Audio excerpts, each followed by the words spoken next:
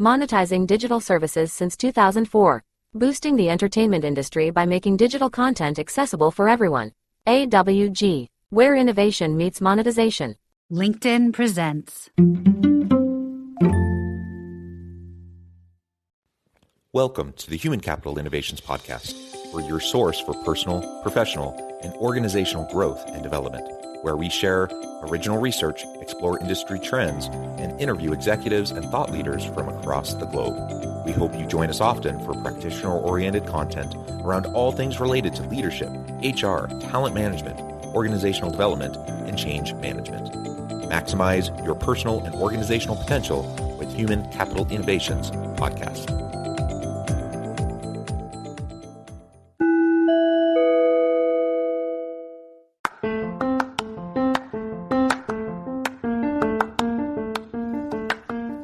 Welcome to the Human Capital Innovations Podcast. In this HCI Podcast episode, I talk with Patti Phillips and Jack Phillips about showing the value of what you do.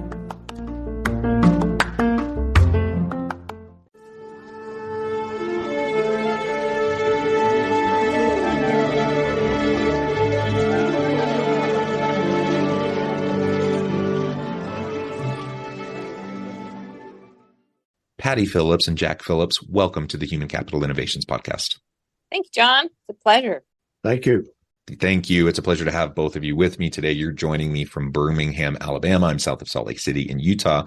And today we're going to be talking about showing the value of what you do. This is a challenging thing for a lot of people. I will put myself in that camp. I struggle with the idea of self-promotion and, making things about me, especially when they're team efforts. And so on the one hand, we want to be able to tell a compelling story about our capabilities and what we can do for organizations and for teams. On the other hand, I know a lot of people feel self-conscious about it. And so finding a way to do it effectively and authentically, I think, is really important. And I'm excited to really dive into this and explore with you, based on all of your experience and insights, on how we can do this effectively. As we get started, I wanted to briefly share a little bit about Patti and Jack with the listeners. Patti Phillips is a consultant and researcher. Her workshops and conference presentations inspire audiences to align their work with outcomes that matter. When she is not consulting with clients, researching, or writing books, she supports the work of other organizations through board service. And I could go on and on Patti's background, but I'm going to pause there for a moment. Jack Phillips is an award-winning thought leader in the field of talent development. As a teacher, consultant, and coach, he helps individuals show the value of their work in all types of organizations. He has taught his proprietary methodology to over 50,000 professionals and managers in over 70 countries. And again, I could go on and on with Jack's accomplishments as well, but I'm going to pause there for both of you and just give you a chance to share anything else, highlight anything about your background or personal context before we dive on into the topic for today. Again, we appreciate the opportunity to be here with you. And in terms of my background, I think you hit the high points. I did in a previous life spend some time in corporate America. And then for the past 25, almost 30 years, Jack and I have worked together in our business, ROI Institute, to help individuals and organizations demonstrate the value of their work. Yeah, Patti serves as CEO. I serve as chairman of the board. We have about 100 consultants. We work globally through partners. We're operating in 70 countries. Our books, we have over 100 books these days, and they're books in 38 languages. This is truly a global process that we're talking about here. So it's good to be with you. We're just happy to share what we do with all of you listening today. Yeah, thank you for that. You really have accomplished so much. Your reach is tremendous. And again, thank you for taking time out of your busy schedules to share your experiences with us. So why don't we start by just talking through why it's so important to be able to show the value of what you do as the general kind of foundational premise for this entire dialogue. Why is that important? I think it begins with the limited resources people have to invest in us, not just us individuals, but our teams and our companies and our organizations. So fundamentally, we have limited resources. So if we can demonstrate value of what we do in an objective way, trying to remove some of the subjectivity, and in terms of outcomes, not activities, I think those people who invest in us will see more reason to continue investing. So the whole idea is, let's get away from talking about how busy we are, because we're all busy. Everyone's busy. and really look at the accomplishments and the outcomes that we're driving. Let me add to this. In today's climate, this is particularly critical. There's a lot of talk about how the big companies have chosen people for layoff, and there are big layoffs around, as you've seen. And so here's a consensus recently reported in the Wall Street Journal. First, it's your recent performance that makes a difference. If that's good, you stand a better chance of not being laid off. And if your salary is higher, you have a chance of being laid off even more because they're trying to reduce cost of the salaries. And also the value of your work. If you're in a critical area, it's more valuable to them. So the value of what you do. So let's put that in a process, if we could. So just think about the work that we do, and it fits the success that we're describing here. If you look at the work and how we've evaluated people in work, it's all started with attitude. That is how we react to it and how people react to us. Hey, we like people who've got a great attitude. They got a good work ethic.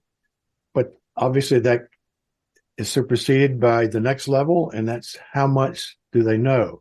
Credentials, certifications, degrees, experience. Hey, that's what we need. But that's what we've learned. We call it learning to do the job. And then there's actually doing the job, following through, doing tasks and follow up and processes, communicating. That's doing. We call that application because we're applying what we know in the job. Well, that's the basis of a lot of performance reviews, and that is how we do things. But more importantly, and what's now the key thing, is the consequence of that. That's impact. That's the projects we've completed, the sales that we've made, the coding that we've done, it's whatever we're doing, it's the impact of that. And the broad categories of that is productivity, quality, time, and cost. Most of the measures can fit into those four categories. So that's the key thing these days, making sure we show the impact. But now, what the newspapers and the experts are telling us, it's really the ROI, the next level, that's really the decision maker. You see, if we push that to the next level of the value of your work, it's the monetary benefits of what you do compared to your cost, the fully loaded salary. And just think about it, it goes into a calculation like the benefit cost ratio of our work would be benefits divided by costs. Benefits in monetary terms divided by the cost, fully loaded salary cost. So if I'm getting more work done, my performance now is I'm getting more work done. Hey, that's more money for the numerator. If it can overcome the salary, I'm delivering a positive ROI. So as strange as it seems, the layoffs are basically made on what's your ROI. Again, if you got a higher salary, you got to have more value delivered to cover that salary for them to keep you. Now, I'm not suggesting that we're calculating ROI on everyone's work, but we see a trend in that. In our own work, we've had requests from a lot of people in recent years saying, look, I need to add another person here. Can you show me? My boss is saying, I got to see the ROI of this additional person. Can you show me? And we have, and you can, but it takes a little work and some assumptions along the way. So I just wanted to look at that in context with what's going on now. So the best way to keep from becoming a layoff statistic is to have a higher ROI for whatever you do.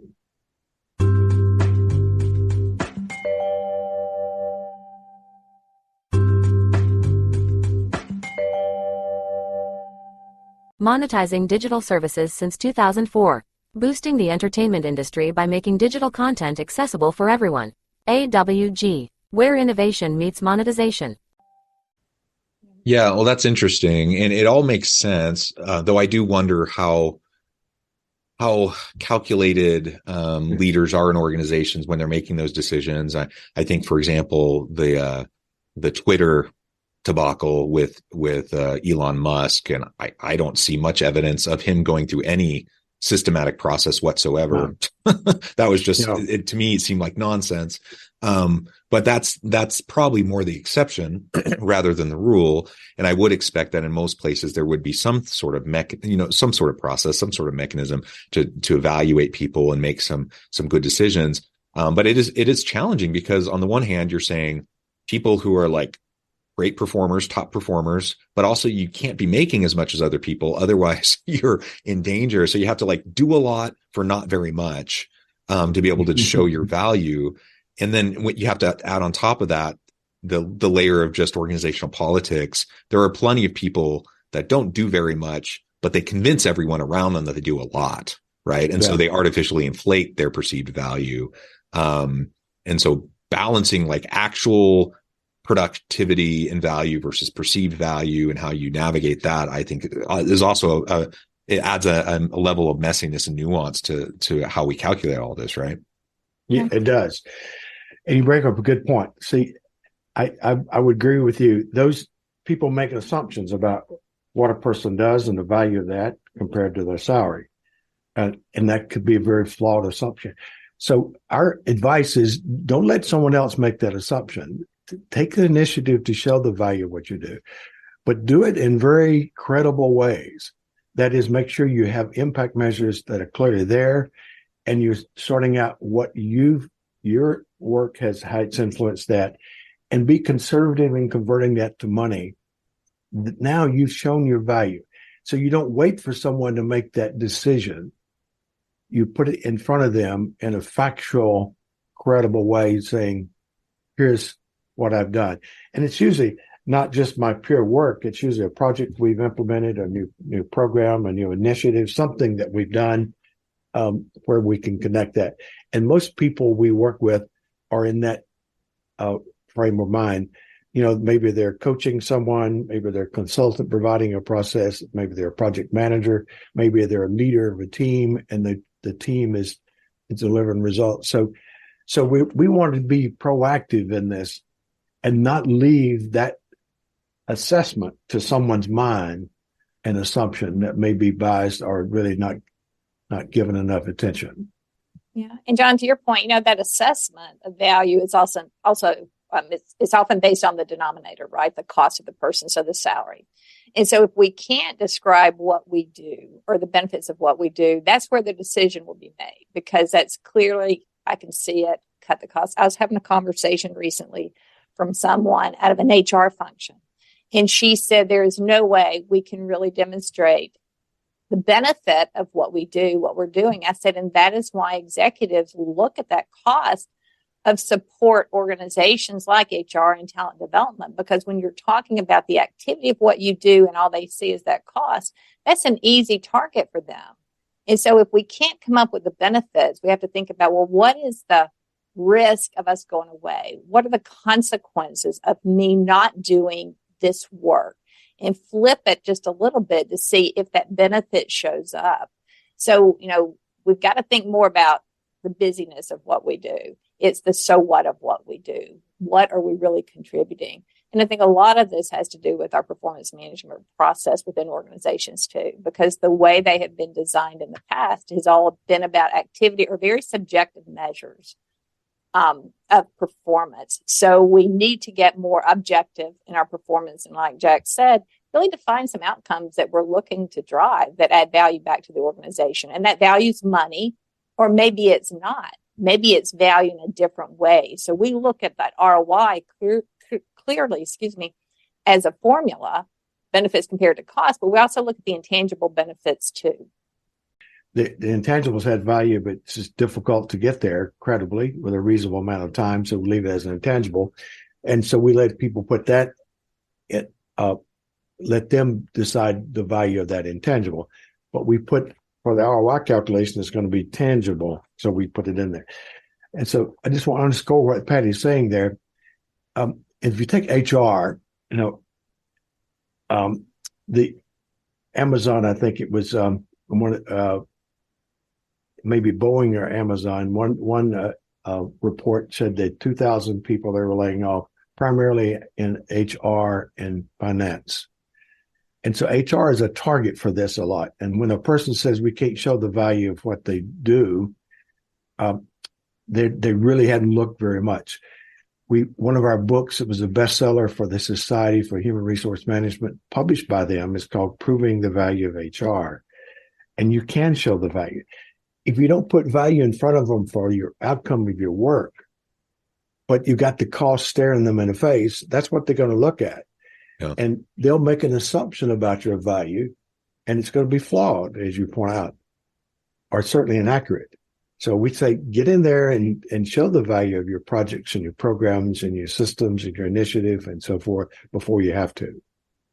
And then the other part of what we focus on is showing the value and not being afraid to recognize that, well, maybe the value is not what it should be. What can I do to improve? So when we're talking about showing the value, it's not just about demonstrating your value. It's about creating value by learning from what you're doing, what you're accomplishing, and what you're not, and how you can do more to create that additional value. So it's, you have to have a little bit of a thick skin and a desire to look in the mirror sometimes, and it's scary, but let's just take a look at what we're doing, what we're contributing, and how that aligns with where the organization or where our clients are going. Yeah. And I really want to drill in more on this idea of credibly showing the value. And the old saying, I'm going to mess this up, but essentially what matters can't be measured and what is measured doesn't matter. That old expression, it really is true. When you talk about metrics in a lot of organizations, the various KPIs that are used, I mean, you have to do something. You have to choose certain metrics and you have to follow them. But so much of what leads to successful teams and successful organizations and innovative products and services, to bring value to the market, it depends on things that are really hard to quantify, those intangible aspects.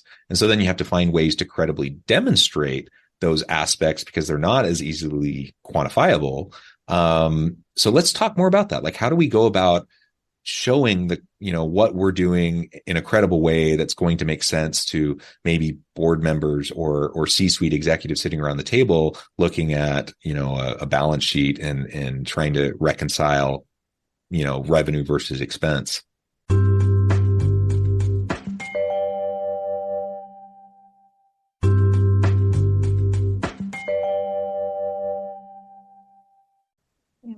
Part of it begins with the logic and the presentation. So as Jack said, we look at things in terms of a chain of impact.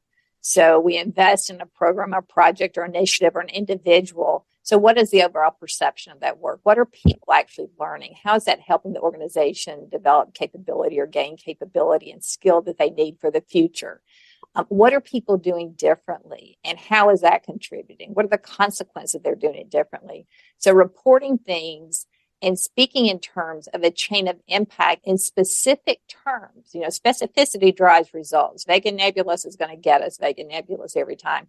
So I think part of it is let's think about this chain of impact. Don't be so proud of all the activity and how much you're spending, but what are the results? Even if it's we're delivering something that's relevant to our customers based on blank, or things have changed based on these measures, the best that you can get to. But it starts with that logic, that logical flow of information and how we communicate it. Because a lot of times the value is there. It's just in the way we present the value in those vague, nebulous terms or without that logical, critical look at information flow.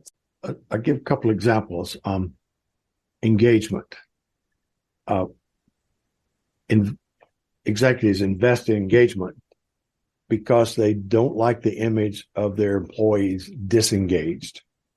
And when people talk about the disengagement that's going on, particularly from Gallup in their work, you want to invest in ways to get people engaged. So there's a lot of investment in that area. It's about getting people to have goals and have responsibility for goals and be a good team member and share results with everyone and support each other. You want them to connect to the organization, belong to the organization, and have pride in the organization. So what does all that mean? If that's usually captured in an engagement score, So engagement goes up, and it gets to so what, as you say. Well, engagement is one of those things that's connected quite clearly to productivity, like gross productivity, that's revenue per employee. It connects to retention. It connects to customer satisfaction. It connects to quality, even safety. So that if we can show that connection, show that value. So in essence, what we're doing is getting people more engaged to drive productivity and to drive the quality of their work. And also have such a great place to work that we keep them there. That's retention, and that's a huge issue these days. So what we're trying to do is connect those softer things to something harder, and it's easier to measure. Not measure, but convert to money, value. So we can do that. Just think about culture as another example. We work a lot these days in culture. People want to know. So we've been working culture, 3 years now. What difference has it made? Well, they seem to see some things that point to that, but the key issue, you want the credibility of that connection. So we just completed one culture implementation where it actually drove the productivity, that's revenue per employee, and we got the people involved to tell us what percent of that improvement is actually connected to the culture. It also connected to turnover. Turnover is down because of the culture. And again, we got a connection to that so we can see how much goes to that. And we've got time savings. That is, they're more efficient with their work. They're actually saving time. We get a monetary value for that. So we're trying to take the hard to value concepts and convert them to money so we can see that. And that's kind of the trend that we see there. The executives, yes, they believe in these intangibles and they want to do things to support that. But at the same time, they'd like to see something that they can appreciate. And that's the value adding money to returns. Yeah. Money helps them understand a problem and see a great opportunity. Well, I note the time. I'm going to have to let you both go here in just a minute. I realize we just scratched the surface here. There's so much more to explore, but you also have lots of great resources and books that we can refer people to learn more. So as we start to wrap things up for today, I wanted to give you a chance to share with the audience how they can connect with you, find out more about your work, where they can find your work, and then give us the final word on the topic for today. Well, thank you, John. So you can find us at www.roinstitute.net. And then you can certainly email either Jack or myself at Jack, J-A-C-K, at roinstitute.net, or Patti, P-A-T-T-I, at roinstitute.net. But then also you can find our books on Amazon. And so the new book, Show the Value of What You Do, is probably the simplest book of all the books. Many of our books are very technical, but it's the simplest book. And it does cover a variety of different types of programs and people and where they work and how they're demonstrating value of what they do. So that may be a good starting place for people who are just getting into it. Yes, I'd like to add this. That book is very engaging. It's got 20 stories of how this methodology has helped individuals with their own work and their own career, and in some cases, life-changing for them. It reads, it's only 150 pages, and it's very short on the numbers, which often frightens people, but it's in there, but just not so much of it. So here's our commitment to you. If you get that book from Amazon, show the value of what you do. And if you're not happy with it, keep the book, send us a note, Jack at roinstitute.net, and tell us what you got invested in the book, including the shipping, and we'll send you a check for that amount. No questions asked. Patti and Jack, it has been a real pleasure. I encourage the audience to reach out, get connected, find out more about what your team can do for them. And as always, I hope everyone can stay healthy and safe, that you can find meaning and purpose at work each and every day. And I hope you all have a great week. Do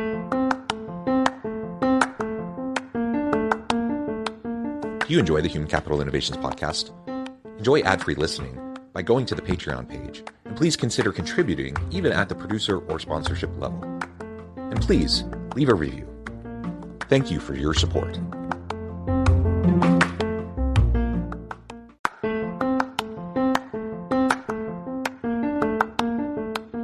Do you enjoy the Human Capital Innovations podcast? Enjoy ad-free listening by going to the Patreon page, and please consider contributing even at the producer or sponsorship level. And please leave a review.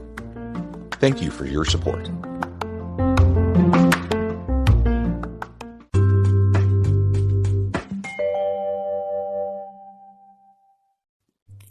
Thanks again for joining us for this episode of the Human Capital Innovations Podcast. I hope you stay healthy and safe and that you have a great week.